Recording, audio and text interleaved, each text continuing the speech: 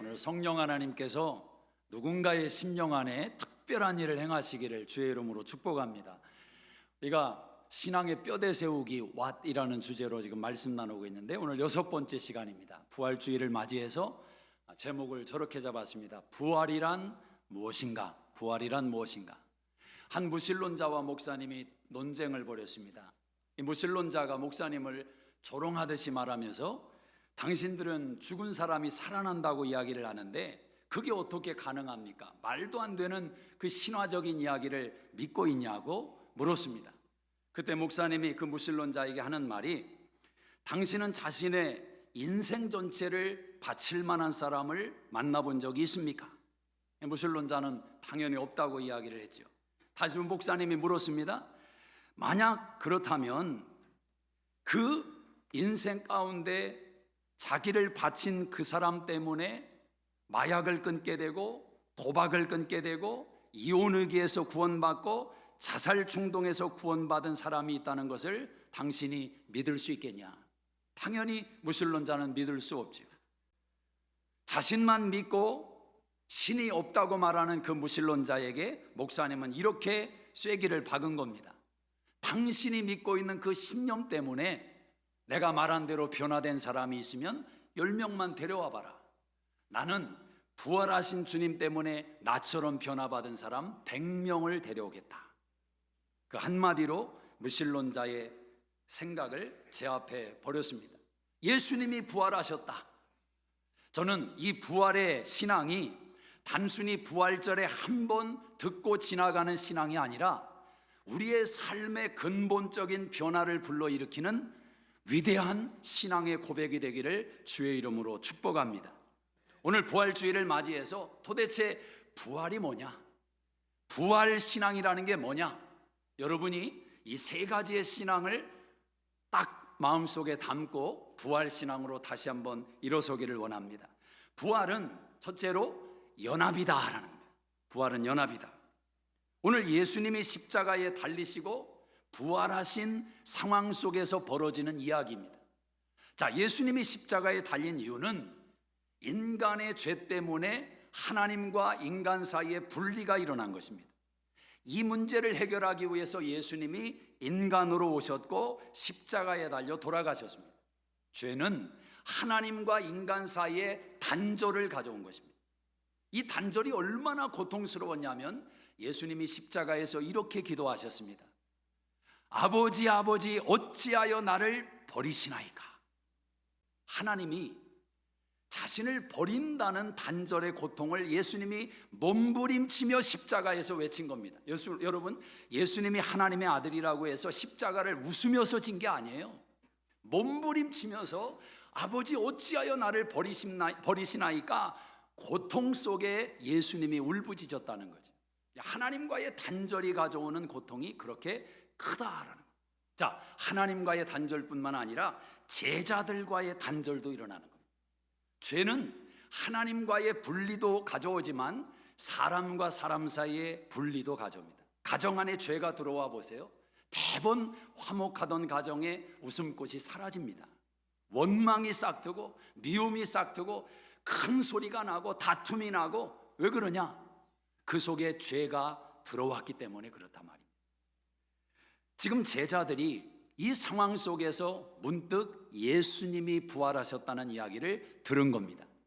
아침에 새벽에 마리아가 무덤에 갔는데 돌무덤이 열려 있고 예수님이 입었던 세마포가 놓여 있고 예수님이 없어진 겁니다. 제자들에게 가서 일렀더니 제자들이 가서 확인해 보니까 역시 예수님이 없는 겁니다. 이 이야기는 금방 유대인 예루살렘 전체에 소문이 쫙 퍼져버렸습니다. 로마 군병들에게도 예수님을 십자가에 못 박은 유대 지도자들에게도 예수님의 부활 사건이 소문이 퍼져버렸습니다. 그때 재빠르게 유대 공동체의 지도자들이 돈을 써서 어떤 이야기를 만들어내냐면 예수님의 제자들이 예수님의 시신을 다른 곳에 옮겨놓고 부활했다고 거짓말한다. 매번 돈을 써서 예수님의 부활 사건을 딱 입막음을 시켰습니다. 여러분, 세상이 얼마나 지혜로운지 아십니까? 예수님의 부활했다는 이 사건이 자기들에게 불러올 유대 공동체에 불러올 영향력을 알고 있기 때문에 저들도 예수님을 인격적으로 믿지 않았던 저들도 예수님이 없어졌다는 사실에는 놀라서 지금 반응을 보였다는 것입니다. 근데 제자들이 예수님의 부활 소식을 듣고 엠마오로 내려가던 제자들은 다시 예루살렘으로 올라오고 하나 둘씩 예수님의 제자들이 모이기를 시작했습니다. 그래서 어느 집에 딱 모여서 지금 제자들이 예수님이 부활했다는 충격 속에 지금 이야기를 나누고 있는 겁니다. 근데 성경은 그들의 모습을 어떻게 묘사하느냐? 19절을 한번 읽어보겠습니다. 19절 시작. 이날 곧 안식 후 첫날 저녁 때에 제자들이 유대인들을 두려워하여 모인 곳에 문들을 닫았더니 예수께서 오사 가운데 서서 이르시되 너에게 평강이 있을지어다. 지금 제자들이 저녁에 모였습니다. 예수님이 새벽에 부활하신 것을 알게 되고 하루가 24시간이 지금 꽉 차서 이제 저녁 때가 되었는데 예수님을 인해서 제자들이 지금 모여 있다. 근데 그들이 어떻게 하고 있습니까? 문을 다 꽁꽁 걸어 잠그고 있다라는 거죠. 문을 꽁꽁 걸어 잠그고 있습니다. 왜 그럴까요? 유대인들을 두려워하고 있다. 그렇게 말을 하고 있습니다. 지금 제자들은 예수님이 부활하셨다는 소식은 들었는데, 무덤에 예수님이 없다는 말은 들었는데 아직 이 부활의 신앙이 가슴을 뜨겁게 만들고 있지를 못한 겁니다. 이게 지금 반신반의하고 있는 것입니다. 아직은 두려운 거예요. 그래서 문을 꽁꽁 걸어 잠궜습니다. 문을 정문만 잠근 게 아니라 집안에 있는 문을 다 잠갔다라는 거죠. 지금 이게 제자들의 심령의 상태를 성경이 이렇게 묘사하고 있습니다. 문을 닫았다라는 것은 모든 연합의 모든 소통의 통로를 막아놨다라는 거죠. 지금 제자들끼리는 모여 있지만 세상과 제자들 사이에는 닫혀 있는, 지금 직면에 있는 문제가 바로 문이 닫혀 있다라는 거죠. 예수님이 부활하셨지만 부활을 전하지는 못한단 말입니다. 왜? 문이 닫혀 있습니다. 여러분, 심령의 문이 닫히면 인생의 문은 닫히고 마는 것입니다. 오늘 이 부활절을 맞이해서 우리 수종교회 2부 예배자들의 심령의 문이 활짝 열리기를 주의 이름으로 축복합니다. 막힘이 없어야 돼요. 심령의 문이 활짝 열려야 돼요. 인생의 문은 심령의 문이 열림으로써 열리는 것이다. 요한계시록 3장 20절에 문을 열면 내가 그에게로 들어가 그로 더불어 먹고 마시리라. 문을 열라는 것이 예수님이 우리에게 요구하시는 신앙이다라는 거예요. 지금 제자들은 문을 닫고 있습니다. 자, 근데 중요한 것은 문은 닫고 있지만 모여 있다라는 것입니다. 이게 중요합니다. 문은 닫고 있고 여전히 두려움 속에 마음의 문이 닫혀 있지만 제자들이 그래도 한 곳에 모여 있다. 누구 때문에? 부활하신 예수님 때문에. 이게 중요한 것입니다. 하나님의 역사는 어디에서 일어납니까? 모인 곳에서 역사가 일어납니다. 두세 사람이 내 이름으로 모여 기도하는 곳에 내가 함께하리라. 아멘이십니까? 120문도가 모여서 기도에 전념할 때 2000년 기독교 역사를 성령의 도가니로 바꾼 성령의 충만의 역사가 일어난 줄로 믿습니다. 모이는 게 중요하다라는 거죠. 가정에서 드리는 예배가 중요하고, 교회에서 드리는 예배가 중요하고, 목장에서 드리는 예배가 중요하고, 모임을 지속하는 게 중요해요. 마지막 때가 되면 어떤 사람들의 습관처럼 모이기를 싫어하는 문화가 생긴단 말입니다.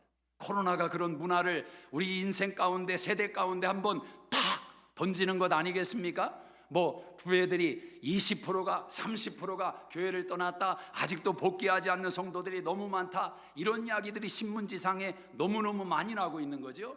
바라기는 우리 수정교회 가운데 이 모든 말이 무색해지는 은혜가 있기를 주의 이름으로 축복합니다.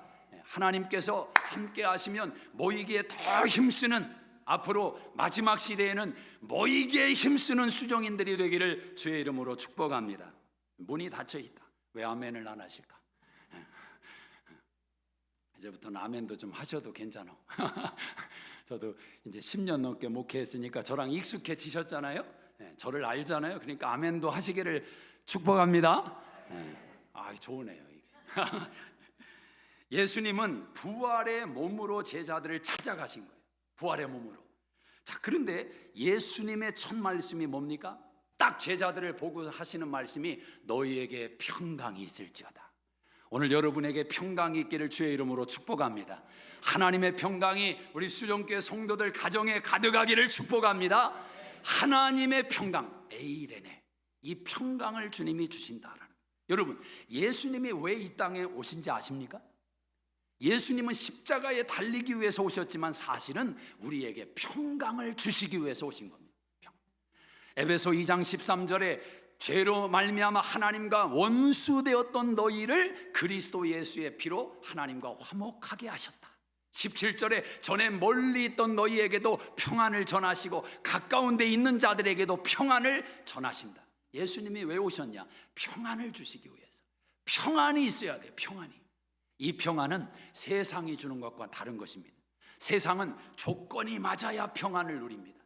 환경이 맞아야 평안을 누립니다. 뭔가 믿을 만한 게 있어야 평안을 누린단 말입니다. 이게 없으면 불안해요. 불안해. 사람이 돈을 웬만큼 가지고 있는데도 불안해서 어쩔 줄을 모르는 이유가 뭐냐? 이것 가지고 안 된다는 생각, 세상 것으로 평안을 추구하려는 마음 때문에 평안을 누리지를 못하는 겁니다.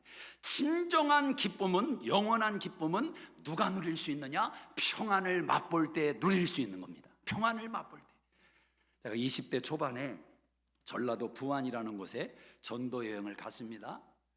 이런 전도지를 들고 다니면서 이제 나누어주고 예수님을 또 전하고 그러는데 정거장 비슷한 곳에 아주머니들이 앉아 있는 거예요. 그래서 저도 그 옆에 앉아가지고 이제 대전에서 왔다고 하면서 이런저런 대화를 나눴습니다. 그러면서 제가 어떤 말을 탁 던졌냐면 우리 아주머니들 어떻게 행복하세요? 그랬습니다. 충청도 말로 그냥 느리게 하니까 이분들이 그게 재밌었는지 저와 대화를 나누는데 한 아주머니가 갑자기 하시는 말씀이 아이고 그럼 내가 행복하고 말고, 그러면서 하시는 말씀이 본인이 남녀호랭교를 다니기를 시작했는데 남녀호랭교 다니면서 무릎 아팠던 거 다 나았고 큰아들 현대에 취직했고 둘째 아들 좋은 일 생겼고 그러면서 가방에서 책자 하나를 딱 꺼내는데 남녀호랭교 책자예요. 남녀호랭교. 옆에 앉아있던 아주머니들이 저를 보는 게 아니라 다 그분을 쳐다보면서 그분의 말에 경청을 하는 거죠. 제가 얼마나 속으로 당황이 되겠습니까? 야, 이거 어떻게, 내가 이거 예수님 전하려다 남녀오랭교 중간 포교자가 됐네. 고민을 하면서 제가 순간 기도하는데 하나님이 딱 지혜를 주시는데 제가 그 아주머니를 뻔히 쳐다보면서 그렇게 한마디를 더 보탰습니다. 아주머니, 정말 행복하세요? Really? 정말 행복하세요? 그 말을 하나 탁 올렸어요. 그랬더니 아주머니 얼굴이 싹 굳어지는 겁니다. 왜? 행복하지 않거든요. 우리네 인생이라는 것이 101동이나 102동이나 다 들어가 보면 다 문제가 있고 고민이 있고 아픔이 있거든요. 무릎 나았지만 그것도 아프거든요. 큰아들 현대 취직했다고 일주일은 좋았지만 이놈의 아들놈이 찾아오지도 않거든요. 어미가 살았는지 죽었는지 전화도 없거든요. 인생이라는 것이 다 거기서 거기.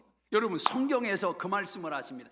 예수 없이는 절대로 평안을 누릴 수가 없다. 이게 진리인 것을 우리가 믿는다면 담대하게 말할 수 있어야 됩니다. 여러분보다 더 잘 살고 더 성공한 인생들 같아 보여도 예수를 안 믿으면, 당신 예수를 안 믿으면 진정한 평안을 모르는 겁니다. 말해줄 수 있어야 돼요. 만약 이 세상 것으로 진정한 평안을 찾을 수 있고 만날 수 있다면 여러분, 예수님 때문에 평안 누리는 것보다 그게 더 빠를지 모르잖아요. 없다는 겁니다. 안 된다는 거예요. 그게 진리입니다. 이걸 정말 믿으면 평안은 주님과 연합할 때, 주님이 내 안에 들어오시고 내가 주님 안에 거할 때 주님이 들어오셔서 장표야 평안이 있을지어다, 그때 평안한 것입니다. 여러분의 가정에 언제 진정한 평안이 임하느냐? 주님이 오셔서 사랑하는 자야 너의 가정에 내 평안이 가득할지어다, 이 고백이 떨어져야 됩니다. 떨어져야 돼요. 우리가 좋아하는 빌립보서 4장 6절 7절 말씀, 아무것도 염려하지 말고 오직 모든 일에 기도와 간구로 너희 구할 것을 감사함으로 하나님께 아뢰라. 그리하면 모든 지각에 뛰어난 하나님의 평강이 너희 마음과 생각을 지키시리라. 이건 변함없는 진리입니다. 여러분, 염려거리가 생기면 지혜로운 사람은 해결 방법을 알아요. 기도의 자리로 옮기는 거예요. 기도의 자리. 근심이 오면 기도의 자리로 하나님의 평강으로 채우신다고 약속한 그 말씀을 믿으시기를 바랍니다. 믿으시길 바랍니다. 부활이 무엇입니까? 부활은 연합입니다. 그 연합 속에서 평강이 많은 거죠. 자, 두 번째로 부활이 무엇인가? 부활은 능력이다. 부활은 능력이다. 자, 부활의 주님께서 제자들을 찾아오셨습니다. 너희에게 평안이 있을지어다. 그 말씀과 함께 주님이 하신 행동이 뭐냐? 여러분 한번 20절을 한번 보겠습니다. 20절 시작. 이 말씀을 하시고 손과 옆구리를 보이시니 제자들이 주를 보고 기뻐하니라. 예수님이 손을 보여주시고 옆구리를 보여주셨어요. 그런데 제자들이 보고 기뻐했다. 이 말은 예수님의 손에 여전히 자국이 있고 예수님의 허리에 여전히 창자국이 있었단 말입니다.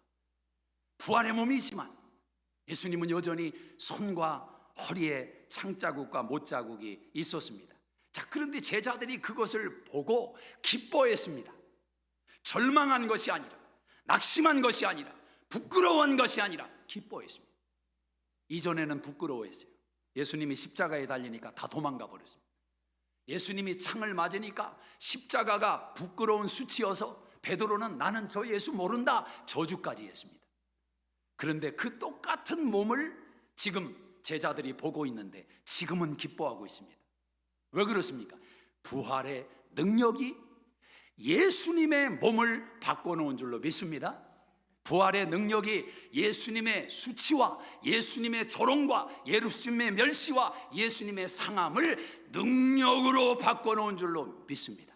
이게 부활의 능력이란 말입니다. 사랑하는 여러분, 부활은 실제입니다. 다시 살아나는 거예요. 부활의 신앙은 기독교 신앙의 정체성을 세우는 중요한 기둥이 됩니다. 죽은 자를 다시 살리시는 하나님을 믿는 것입니다. 쓰러지고 망해지고 인생이 넘어졌던 인생들이 회복되는 역사가 부활 속에 나타나는 거예요. 만물의 회복이 부활의 능력 속에 나타나는 것입니다. 로마서 8장에 보면 피조물도 이 회복을 기대하고 있다, 기다리고 있다, 온전한 회복을 기다리고 있다고 말을 합니다. 저 유명한 C.S. 루이스가 이런 말을 했습니다. 하나님은 물질을 좋아해서 물질을 고안하신 창조주이시다. 하나님은 물질을 좋아하셔서 물질을 고안해내신 분이라는 겁니다. 이 물질이라는 것은 비단 돈만을 말하는 게 아닙니다. 이 자연 만물과 우리의 육체와 우리가 살아가는 세상과 이 모든 내용을 하나님은 좋아하셔서 만드셨다라는 거예요. 창세기 1장에 등장하죠. 보시기에 좋았더라. 천지 만물을 지으신 하나님께서는 보시기에 좋았어요. 그런데 인간의 죄가 하나님이 좋게 만드신 것을 뒤틀어 버린 겁니다. 뒤틀어 버린 거예요. 우리의 삶에 이 세상이라는 것은 하나님이 주신 축복 에덴이었는데 죄가 이 모든 것을 뒤틀어 버린 것입니다. 그러나 부활의 주님께서 우리 가운데 임하시면 우리를 바꾸시고 우리의 생각, 우리의 눈, 우리의 마음을 바꾸셔서 만물을 바꿔가시는 하나님의 역사가 나타나는 줄로 믿습니다. 기독교의 능력이 무엇입니까? 부활의 능력이 무엇입니까? 뒤틀린 모든 것을 제자리로 돌려놓는 것입니다. 뒤틀린 마음을 제자리로 돌려놓는 거예요. 어그러진 것을 제자리로 돌려놓는 거예요. 몸이 거룩해지는 겁니다. 생각이 거룩해지는 겁니다. 부활의 능력 때문에. 부활의 능력 때문에 우리의 몸이, 물질의 세계가 부활의 능력 안에서 변화가 일어나는 줄로 믿습니다. 부활의 신앙은 현실의 고난을 넉넉히 이겨낼 수 있는 힘도 제공을 합니다. 부활의 능력이라고 하는 것은 좋을 때만 역사하는 게 아니라 어떤 고난과 역경 속에서도, 질병 속에서도 부활의 능력이 모든 것을 극복하게 만들어주는 거예요. 고린도후서 1장 8절 9절에 보면 사도 바울이 심한 환난과 고통을 받았는데 그가 이렇게 고백을 하더라고요. 내가 고난 때문에 살 소망이 끊어지고 사형 선고를 마음에 받은 줄로 알았는데 이것은 사람을 의지하지 않고 자기를 의지하지 않고 오직 죽은 자를 다시 살리시는 하나님만 의지하게 하려 함이라. 하나님께서 어려운 일을 주셨는데, 고난을 주셨는데 그게 왜인가 이유를 따져봤더니 죄 때문이 아니라 죄 때문에 받은 게 아니라 하나님께서 하나님만 의지하도록, 하나님만 바라보도록 그 선물을 주시기 위해서 환난을 허락하셨었다. 사도 바울이 그렇게 해석을 하는 겁니다.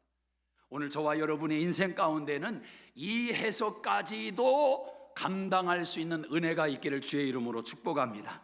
우리 교회 안에도 질병 때문에 아파하는 성도님들도 계세요. 또 사업을 하면서 어려움 속에 직면해서 지금 고민스러운 분도 계세요. 그런데 여러분, 낙심하지 마시기를 바랍니다. 소망을 가지시기를 주의 이름으로 축복합니다.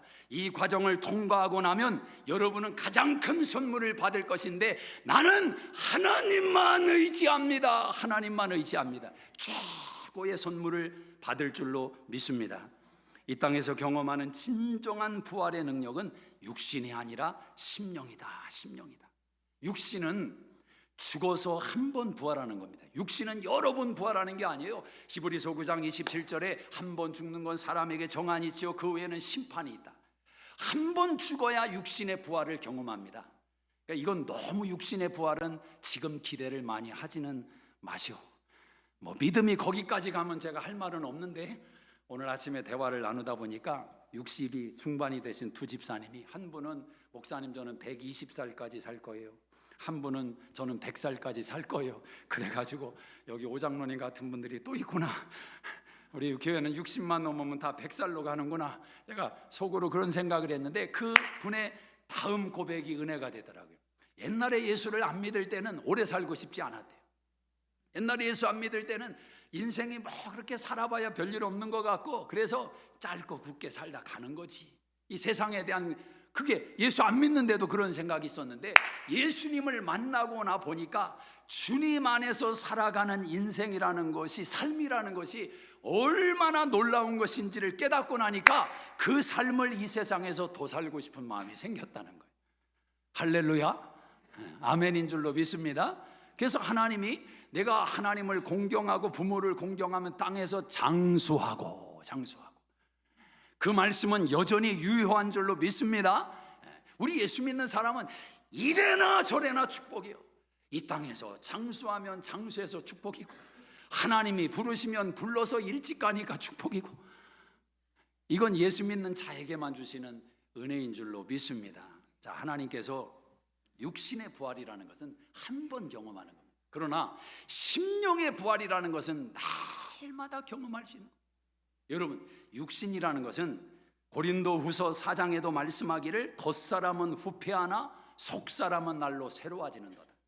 겉사람은 나이와 함께 어느 정점을 찍으면 쇠하는 겁니다. 지나가는 거예요. 그러나 속사람은 새로워진다. 그래서 여러분, 젊어진다는 것은 거짓말입니다. 사람들이 가끔 인사하면서 왜 이렇게 요즘 젊어지세요? 믿지 마세요. 듣기 좋으라고 하는 얘기지 절대로 젊어질 수가 없습니다. 그러니까 인생이 막 발악을 하는 거잖아요. 어떤 돈이 있는 미국 배우들은 이걸 얼굴을 그냥 피느라고, 그래서 80이 됐는데 주름이 없어. 팽팽한데 바라보는 시선이 부담스러워. 여러분, 인생의 주름도 멋있는 거예요. 그건 젊은 사람이 만들 수가 없는 거예요. 아름답게 늙어가면 그 깊이는 젊은 사람이 흉내낼 수 없는 겁니다. 겉사람은 후피하는 겁니다. 그건 어쩔 수가 없어요. 유지하는 정도지. 그러나 우리의 속사람은 시간과 함께 새로워질 수 있는 겁니다. 사도 바울이 이 비밀을 깨달았습니다. 고린도전서 15장 31절에 나는 날마다 죽노라. 왜 죽어요? 다시 살아야 되니까. 다시 살아야 되니까. 부활은 능력인 줄로 믿습니다. 우리의 심령을 살리는 부활의 역사가, 마지막에 우리를 부활케 하신 그 능력의 역사가 여러분의 인생의 변화의 능력 되시기를 주의 이름으로 축복합니다. 여러분, 죽은 자를 살린 부활의 능력이 우리의 인생에 살리지 못할 게 무엇이겠습니까? 우리의 인생에 변화시키지 못할 것이 무엇이겠습니까? 정말 부활의 능력을 믿는다면 부활은 능력이다. 마지막으로 세 번째, 부활은 희망입니다. 부활은 희망이다. 오늘 이 자리에 계신 여러분은 앞날을 환하게 내다보십니까? 아니면 앞날이 어둡게 느껴지십니까? MZ세대라는 것을 들어보셨을 겁니다. 1980년대 초에 태어나서 2000년대 초까지 태어난 이 기간에 태어난 사람을 MZ세대라고 하는데, 이 MZ세대는 두려움이 많다. 세상에 대한 그림이 그렇게 좋지 않다. 미래가, 집을 사는 것도 어려워지는 것이고 미래도 불확실하고, 그래서 자꾸 현실로 쪼그라드는, 꿈이 사라지고 소망이 사라지고 희망이 사라지고, 자꾸 줄어드는데, 줄어드는 현실이 그럼 현실의 진정으로 만족할 수 있느냐? 그 만족도 안 되고 후회와 불안과 염려로 가득 찬다는 거죠. 인류는 계몽주의 시대를 거쳐가면서 하나님의 자리에 올라가 버렸습니다. 인간의 이성이 깨우침을 얻자 그 깨우침 속에서 과학의 날개를 달자마자 이제는 우리가 좋은 세상을 만들 수 있다, 자신 있게 선포했습니다. 그러나 1900년도 초에 1차 세계대전이 터지고 유태인들이 600만 명씩 죽어나가는 재난을 경험하고 2차 세계대전을 통과하면서 인류는 다시 심각한 우울에 빠져버렸습니다. 과학으로도 우리의 지성으로도 이 세상을 좋게 만들 수가 없구나. 근데 여러분, 이 모든 내용의 저변 속에는 한 사람의 사상가의 생각 속에서 나온 생각이 그렇게 영향을 미친 겁니다. 1700년대에 태어난 헤겔이라는 철학자가 있습니다. 학교 다닐 때 한 번쯤은 들어보셨을 거예요. 정반합, 헤겔의 변증법적 이론입니다. 헤겔은 모든 개념적인 것을 놓고 생각을 할 때 이 개념에는 항상 반하는, 모순되는 게 있는 걸 발견한 겁니다. 그래서 이 개념과 모순 속에서 고민하다가 합일체를 찾아내는 겁니다. 그러다 보니까 개념 속에서 모순되는 것을 가지고 고민하다 보니까 더 나은 것을 발견하게 된 거죠. 그런데 문제는 그 발견한 합이 또 모순되는 것을 발견하게 됩니다. 그럼 또 합일체를 찾아내고, 그래서 헤겔은 계속해서 좋아질 수밖에 없는 이론의 근거를 내놓은 겁니다. 관념적으로, 생각 속에서만. 그런데 이 생각을 그대로 영향을 받고 자기 가슴에 담고 자기 현실 속에 투영한 사람이 있습니다. 우리가 아는 마르크스라는 사람입니다. 이 사람은 관념이 아니라 현실 속에, 내 삶 속에 저 이론을 실현하겠다고 도전한 것입니다. 자, 땅을 일구고 땅을 소유하고 있는 소작농이 있습니다. 이 사람 밑에 소작인들이 많이 고용돼서 일을 하는데 가만히 보니까 이게 모순되는 거예요. 이 사람만 구해지고 이 사람들은 고생만 하는 겁니다. 야, 이건 뭐 잘못됐다. 합일체를 만들어낸 게 뭐냐? 다시 평준화를 시키고 그것을 뺏어내야 된다. 그 방법은 투쟁이다, 쟁취다, 싸우라는 겁니다. 싸워서 이것을 해결하라는 거죠. 그렇게 하다 보니까 점점 아래로 기울기를 시작하는데, 여러분, 마르크스가 죽고 30년이 지나서 1차 세계대전이 터졌습니다. 그리고 그의 이론을 본받은 공산주의는 우리 지구의 3분의 1을 피로 물들게 했습니다. 아직도 그 잔재가 남아서 영향을 미치고 있지 않습니까? 왜냐하면 너무 매력적이거든요. 어떤 면에서는 사도행전 2장에 등장하는 내용입니다. 사도들이, 초대교회 성도들이 은혜를 받고 하늘나라가 열리니까 자기 재산을 가지고 와서 다 내놓는 것입니다. 우리 함께 먹고 살자, 유무상통하자, 잘 사는 사람 못 사는 사람 구별하지 말고 함께 잘 살자. 이게 초대교회 아닙니까? 근데 여러분, 그 초대교회는 이상적으로는 맞지만 이 세상에서 이룰 수 있는 나라는 아닙니다. 왜냐하면 성경은 우리에게 여전히 인간의 본성이 얼마나 악함을 강조하고 있습니다. 이 마르크스는, 헤겔은 인간의 본성을 너무 좋게 본 겁니다. 인간의 본성은 절대로 유무상통할 수가 없어요. 나도 좋고 너도 좋고 이게 본능적으로 안 된단 말입니다. 오늘 예수를 믿고 신앙생활을 몇십 년 하고 있는 저와 여러분도 이번 주에 내일부터 시작되는 전쟁터에 나가서 장사를 하고 직장 생활을 할 때 누군가가 여러분의 것을 빼앗아 가려고 한다면 여러분 기꺼이 내줄 수 있습니까? 이게 쉽습니까? 안 된단 말입니다. 우리는 더 소유하기를 원하고 더 쌓기를 원하고 쟁취하기를 원하고, 이게 본성이란 말입니다. 근데 인간 본성을 강제로 눌러버린 게 마르크스의 이론이라면 기독교의 신앙은 이 두 가지를 다 공유하고 있어요. 헤겔의 생각과 마르크스의 생각을 공유하고 있습니다. 여러분, 세상의 생각이라는 것이 저들만의 생각이 아니라 하나님이 인간을 만드신 인간 안에 존재하는 생각인데, 일반적인 하나님의 은혜를 통해서 깨닫고 깨달은 것을 내놓은 것이 그 사람들의 사고거든요. 그래서 그 모든 것은 하나님의 손안에 있는 생각입니다. 플라톤의 생각도 마찬가지고 그에 반대되는 아리스토텔레스의 생각도 마찬가지입니다. 이게 다 성경 안에 들어와 있는 것입니다. 자, 그러면 하나님은 관념과 현실 속에서 이 문제를 어떻게 풀어내셨느냐? 하나님은 인간의 본능을 인정을 해주십니다. 그래서 달란트를 주시고 1달란트 받아라, 2달란트 받아라, 5달란트 받아라. 그리고 하시는 말씀이 그 달란트대로 남긴 자를 칭찬하시더라는 거죠. 개미에게 배우라는 것입니다. 부지런히 심으라는 것입니다. 30배, 60배, 100배를 기대하라는 것입니다. 아멘이십니까? 우리 하나님의 역사는, 성경 속에서 우리에게 말씀하시는 하나님은 물질의 세계를 부정하지도 않고 우리의 사고의 생계를 부정하지도 않고 이 두 가지를 다 말씀하시는데, 하나님께서 어느 순간 이 두 가지를 하나로 만드시는 역사를 행하시는데, 그것이 바로 오늘 마지막 절을 한번 보세요. 22절을 한번 봅시다. 시작. 이 말씀을 하시고 그들을 향하사 숨을 내쉬며 이르시되 성령을 받으라. 너희가 누구의 죄든지 사하면 사하질 것이요 누구의 죄든지 그대로 두면 그대로 있으리라 하시니라. 예수님이 갑자기 숨을 내쉬며 성령을 받으라, 성령을 받으라. 오순절 마가이들 학방에 성령 임하기 전에 예수님께서 성령을 받으라고 말씀합니다.